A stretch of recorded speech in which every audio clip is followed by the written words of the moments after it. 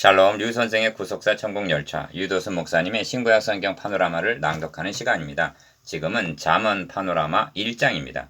여호와를 경외하는 것이 지식의 근본이다. 요절은 7절 여호와를 경외하는 것이 지식의 근본이여를 미련한 자는 지혜와 훈계를 멸시하느니라. 잠언서에는 여호와라는 호칭이 87번이나 등장하는데 저는 매 장마다 이를 놓치지 않도록 상기시킬 것입니다. 왜냐하면 잠언들이 세상 격언과 같은 것이 아니라 하나님 아버지께서 자녀들에게 하나님의 자녀답게 살아가라고 주신 훈계임을 놓치지 않게 하기 위해서입니다. 1장에는 여호와의 칭호가 2번 등장하는데 7절 29절 중심점은 여호와를 경외하는 것이 지식의 근본이라는 데 있습니다. 경외란 공경심에서 우러나오는 거룩한 두려움을 가리킵니다. 이런 의미에서 대부분의 잠언들은 상반된 두 부류, 두 길, 두 가지 생활 방식 등을 대조하여 보여주고 있습니다. 도표를 보시면 여호와를 경외하는 것이 지식의 근본이라를 중심으로 1. 이는 지혜와 훈계를 알게 하며 2. 의롭게 정직하게 행할 일에 대하여 훈계를 받게 하는 것이라 하고 먼저 기록 목적을 밝힙니다. 3. 그런 후에 지혜 있는 자와 미련한 자로 갈라지게 될 것을 말씀하면서 4. 악한 자가 낄지라도 좇지 말라. 5. 그들과 함께 길에 다니지 말라 하면서 6. 지혜가 길거리 광장에서 소리를 높여 초청을 하는데 7. 나의 책망을 듣고 돌이키라 하나 돌아보는 자가 없다고 말씀합니다. 8. 그러므로 너희가 재앙을 만날 때 두려움이 임할 때 내가 비웃으리라 하면서 9.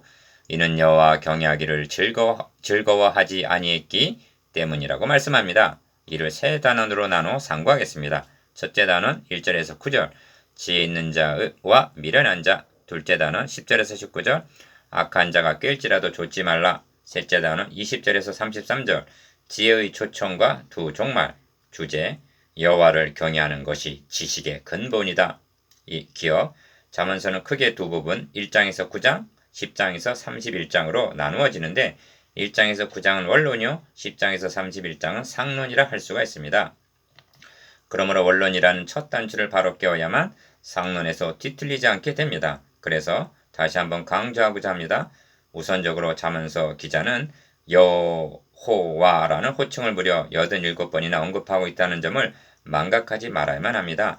이 점을 우리는 예사로운 것으로 여길지는 몰라도 구속사라는 맥락에서 볼 때 이는 엄청난 의미가 있는 것입니다. 왜냐하면 하나님께서 나는 여호와로라 내가 아브라함과 이삭과 야곱에게 전능의 하나님으로 나타났으나 나의 이름을 여호와로는 그들에게 알리지 아니하였고 하고 출애굽기 6장 2절 3절 말씀하시기 때문입니다. 그러므로 여호와는 애굽 바로의 종이었던 자들을 구속하여 하나님의 백성으로 삼으신 구원과 결부되는 칭호인 것입니다. 그러니까 불신자들은 하나님이라 말할 수는 있어도 여호와라고는 부를 자격이 없는 칭호라는 말씀입니다.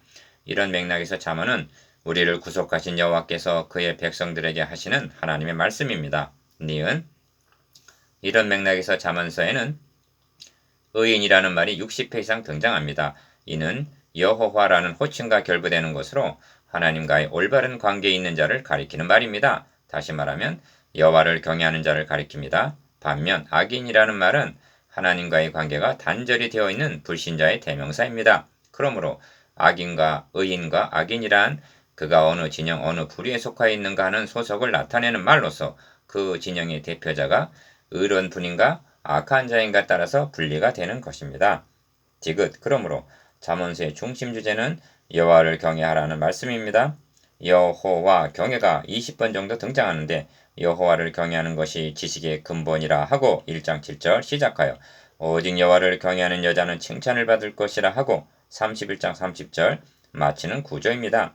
이는 잠언서뿐만이 아니라 시편에서도 여호와를 경외함이 지혜의 근본이라 시편 111편 10절 말씀하고 욥기에서도 또 사람에게 이르시기를 주를 경외함이 곧 지혜요 하고 욥기서 28장 28절 전도서도 하나님을 경외하고 그 명령을 지킬지어다 이것이 사람의 본분이니라 전도서 12장 13절 라고 한 중심 주제입니다.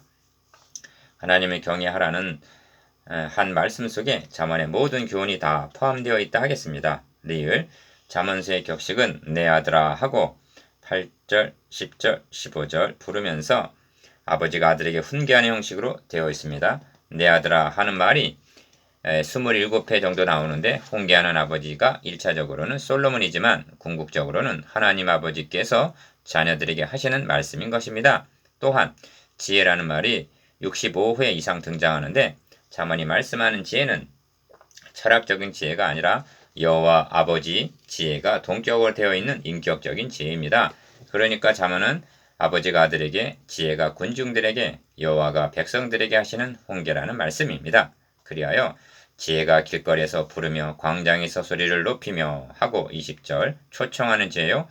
나의 책망을 듣고 돌이키라. 보라, 내가 나의 신을 너희에게 부어주며 하는 23절 인격적인 지혜입니다. 미음, 그런가 하면 지혜가 너를 음녀에게서 말로 호리는 이방 계집에게서 구원하리니 한 2장 16절 음녀 또는 이방 계집이라는 말도 20회 이상 등장합니다. 20회 정도 등장합니다. 그러므로 잠언서 1장에서 9장의 구도는 아들을 가운데 놓고 그를 소유하기 위한 지혜와 음녀의 대결 구도로 되어 있습니다. 이 점을 망각하거나 무시하게 되면 잠언이 격언집이나 명언집이 되고 맙니다. 이것이 현재의 경향이기도 합니다.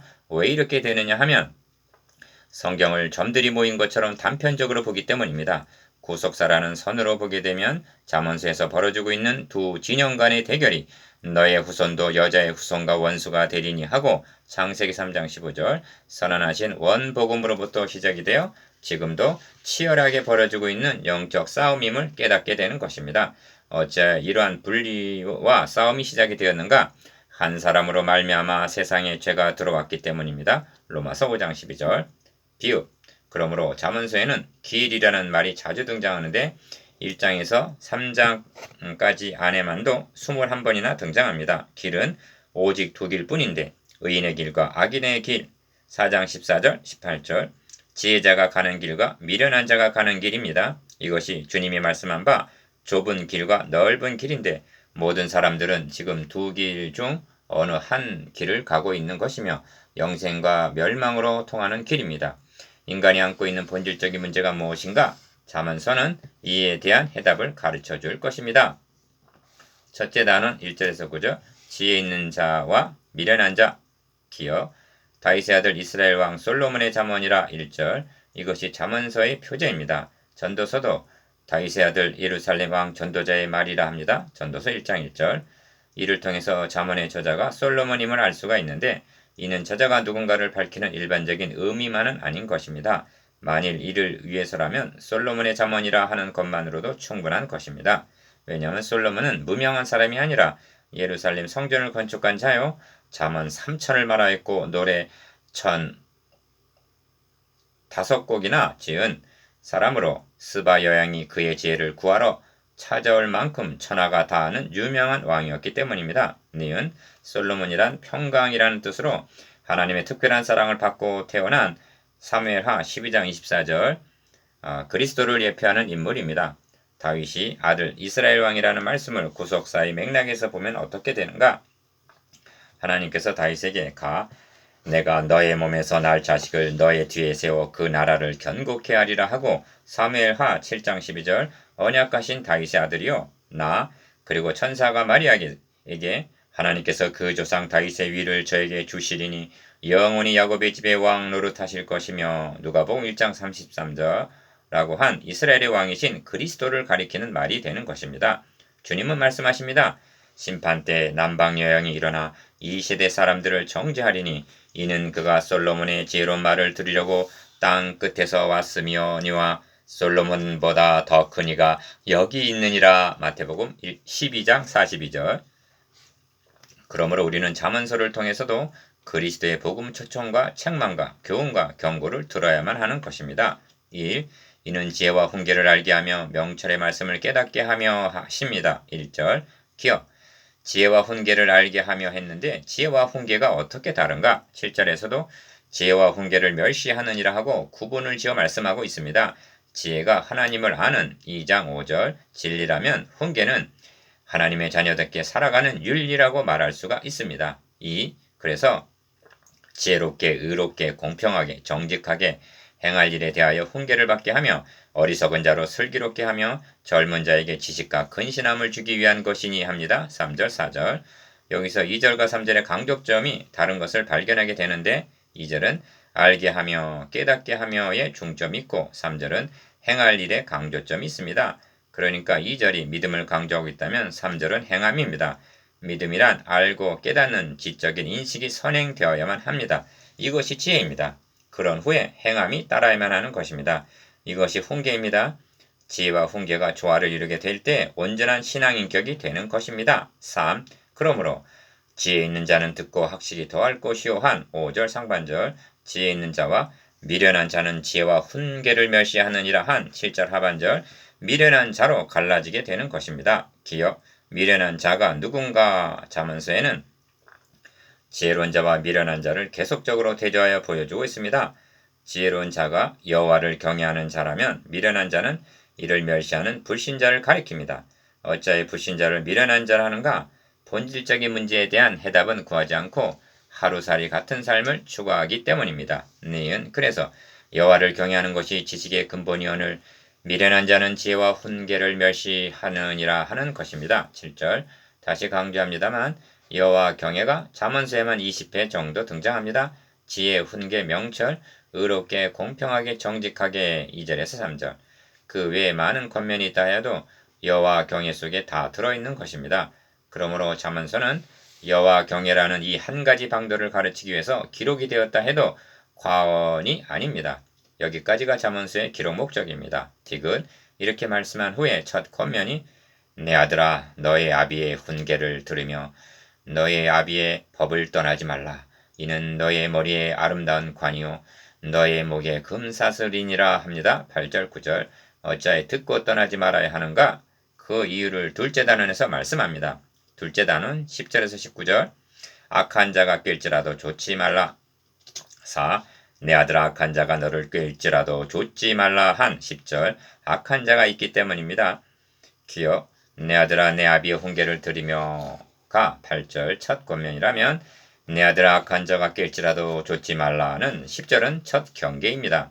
흔히 지혜문학이라고 말하면 잠언 서두에 악한 자가 등장하는 것을 유념하시기를 바랍니다. 또한 음녀라는 말이 10번 정도 등장하는데 1차적으로는 창녀를 가리킨다 해도 궁극적으로는 대저음녀의 입술은 꿀을 떨어뜨리며 그 입은 기름보다 미끄러우나 한 5장 3절 인류의 조상을 유혹한 자요 아들을 유혹하는 사탄을 가리키는 것입니다. 잠언은 일반적인 교훈이 아니라 사랑하는 아들을 음녀의 유혹에 빼앗기지 않게 하려는 선한 싸움인 것입니다. 니은 그들이 너에게 말하기를 우리와 함께 가자. 우리가 가만히 엎드렸다가 사람의 피를 흘리자. 죄 없는 자를 까닭없이 숨어 기다리다가 음부같이 그들을 산채로 삼키며 무덤에 내려가는 자 각게 통으로 삼키자. 우리가 온갖 부활을 얻으며 빼앗은 것으로 우리 집에 채우리니 너는 우리와 함께 제비를 뽑고 우리가 함께 전대 하나만 두자 할지라도 11절에서 14절 5. 내 아들아 그들과 함께 길에 다니지 말라. 너의 발을 금하며 그 길을 밟지 말라 합니다. 15절 기어 이 점을 시편에서는 복 있는 사람은 악인의 꾀를 좇지 아니하며 죄인의 길에 서지 아니하며 오만한 자의 자리에 앉지 아니하고 시편 1편 1절라고 말씀합니다. 시편 1편 안에도 의인과 악인, 의인의 길과 악인의 길 두 부류 두 길이 있습니다. 이처럼 기록한 기자는 달라도 하시는 말씀이 같은 것은 한 성령의 감동하심으로 말씀하고 있기 때문입니다. 니은 대저 그 발은 악으로 달려가며 피를 흘리는데 빠름이니라. 무릇새가 금을 치는 것을 보면 헛일이겠거늘 그들의 가만히 엎드리면 자기의 피를 흘릴 뿐이요 숨어 기다림은 자기의 생명을 해할 뿐이니 무릇 이를 탐하는 자의 길은 다 이러하여 자기의 생명을 잃게 하느니라. 16절에서 19절 악인이 달려가고 있는 길이 어떤 종말에 이르게 되는가? 생명을 잃게 한다고 말씀합니다. 그 집은 사망으로 그 길은 음부로 기울어졌나니 합니다. 2장 18절 그래서 악한 자가 깰지라도 좇지 말라 하는 것입니다. 잠언서의 주제를 파악하게 되었습니까? 다음 단원에서 더욱 분명하게 깨닫게 될 것입니다. 셋째 단원 20절에서 33절 지혜의 초청과 두 종말 6. 지혜가 길거리에서 부르며 광장에서 소리를 높이며 20절 기억 지혜가 부르고 있습니다. 길거리에 서서 어디론가 바삐 걸어가고 있는 행인들을 향해서 광장 높은 층계 위에 서서 광장에 모여 서성거리고 있는 군중을 향해서 소리를 높여 외치고 있습니다. 그러므로 잠언의 지혜는 철학서적 속에 있는 그런 지혜가 아닙니다. 헌화하는 길머리에서 소리를 지르며 성문어귀와 성중에서 그 소리를 발하는 21절 복음 전도자의 외치는 소리인 것입니다. 무엇이라고 외치고 있는가? 니은 너희 어리석은 자들은 어리석음을 좋아하며 거만한 자들은 거만을 기뻐하며 미련한 자들은 지식을 미워하니 어느 때까지 하겠느냐 합니다. 22절 이사의 선지자의 외치는 소리를 들어보십시오. 너희가 어찌하여 매를 맞으려고 더욱더욱 패역하느냐 온 머리는 병들었고 온 마음은 피곤하였으며 발바닥에서 머리까지 상한 곳이 없이 상한 것과 터진 것과 새로 맞은 흔적뿐이오늘 그것을 짜며 싸매며 기름으로 유하게 함을 받지 못하였다다 합니다. 이사야서 1장 5절에서 6절 전도자는 책망만 하는 것이 아니라 7.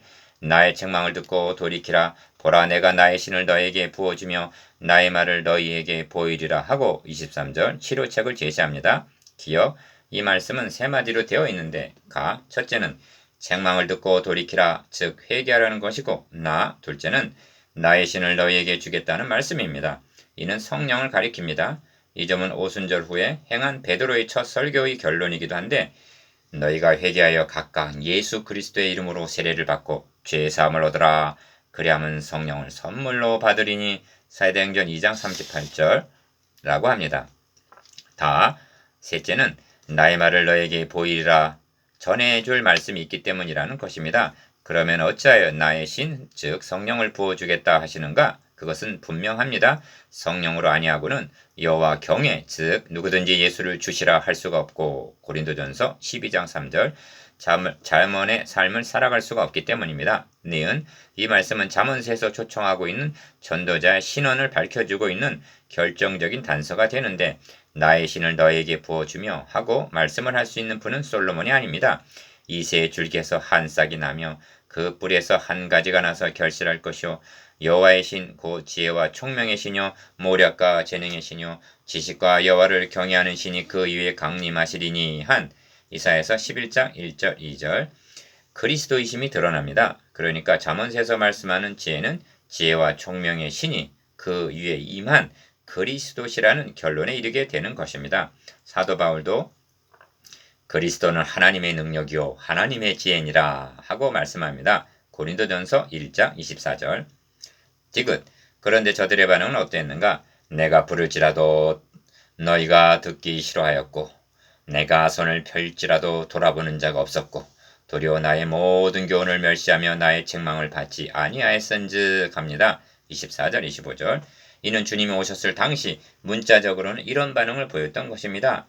이 점을 호세아 선지자는 선지자들이 저희를 부를수록 저희가 점점 멀리하고 내 팔로 안을지라도 내가 저희를 고치는 줄을 저희가 알지 못하도다 합니다. 호세아서 11장 2절 3절 그러면 저들의 종말은 어찌 된다고 말씀하는가? 8. 너희가 재앙을 만날 때 내가 웃을 것이며 너희에게 두려움이 임할 때 내가 비웃으리라 합니다. 26절 기억 너희의 두려움이 강풍같이 임하겠고 너희의 재앙이 폭풍같이 이르겠고 너희에게 근심과 슬픔이 임하리니 그때 너희가 나를 부르리라 그래도 내가 대답지 아니하겠고 부지런히 나를 찾으리라 그래도 나를 만나지 못하리니 하십니다. 27절 28절 최대의 두려움과 재앙이 무엇인가? 그것은 땅의 임금들과 왕족들과 장군들과 부자들과 강한 자들과 각 종과 자주자가 굴과 산 바위 틈에 숨어 산과 바위에게 이르되 우리 위에 떨어져 보좌에 앉으신 이의 나체서와 어린 양의 친노에서 우리를 가리우라.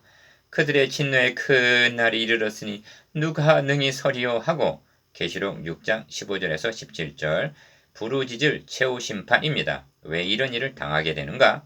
9. 대저 너희가 지식을 미워하며 여호와 경외하기를 즐거워하지 아니하며 나의 교훈을 받지 아니하고 나의 모든 책망을 업신여겼기 때문이라는 것입니다. 29절에서 30절 기억 여기서도 구분이 나타납니다. 가 지식을 미워하며 여호와 경외하기를 즐거워하지 않았다는 것은 복음 진리를 믿지 않았다는 뜻이요. 나 교훈을 받지 아니하고 나의 모든 책망을 업신여겼음이라 하는 것은 회개하지 않았다. 나아가 하나님의 말씀대로 살지를 않았다는 뜻이 됩니다. 니은 그러므로 자기 행위의 열매를 먹으며 자기께 배부리라. 어리석은 자의 태보는 자기를 죽이며 미련한 자의 안일은 자기를 멸망시키려니와 오직 나를 듣는 자는 안연히 살며 재앙에 두려움이 없이 평안하리라 합니다. 31절에서 33절. 이 말씀 안에는 나를 듣는 자와 미련한 자의 두 종말이 명백하게 나타나는데 하나는 가 죽음과 멸망하는 길이요 다른 하나는 나 살며 평안한 길입니다. 대저인의 길은 여호와께서 인정하시나 악인의 길은 망하리로다. 시편 1편 6절. 이는 그 마지막이 사망임이라 이 마지막은 영생이라 한 로마서 6장 21절 22절. 마지막이 다릅니다. 어찌하여 이렇게 갈라지게 되는가? 이유는 단 한 가지, 지혜자의 초청을 거부했기 때문입니다. 여호와를 경외하는 것이 지식의 근본임을 망각했기 때문입니다. 10. 묵상해 보겠습니다. 기억, 잠언서의 기록 목적에 대해서, 니은, 잠언서의 주제에 대해서, 디귿, 잠언서에 등장하는 두 부류, 두 길, 두 종말이라는 구도에 대해서,